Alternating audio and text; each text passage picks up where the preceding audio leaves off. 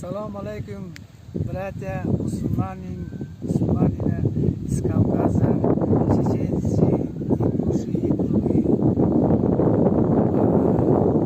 Во-первых, поздравляю всех мусульманина за наступающий месяц Рамазан, праздником. Всем желаю всего хорошего.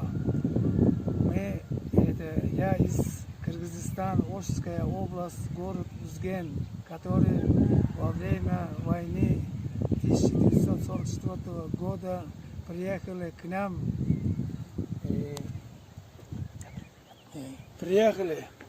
И около 13 год жили в нашем городе Узгене. Здесь у кого-то остался деды, бабушка и родственники. Вот, например, вот это памятник.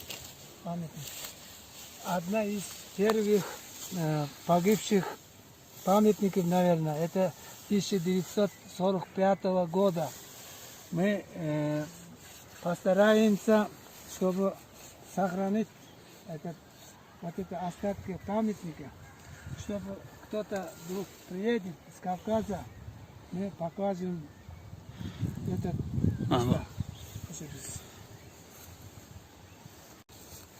Вот, например, это 44 года время идет, памятник некоторых уже теряется. Вот еще один.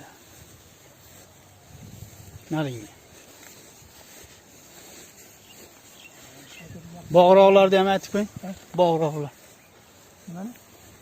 Bog'lar. Вот, пример, вот это тоже одно из памятников, не знаю, с какого года, наверное. Вот уже. Siz yozilgan ekan. Это, по-моему, не остался. Одна из памятников.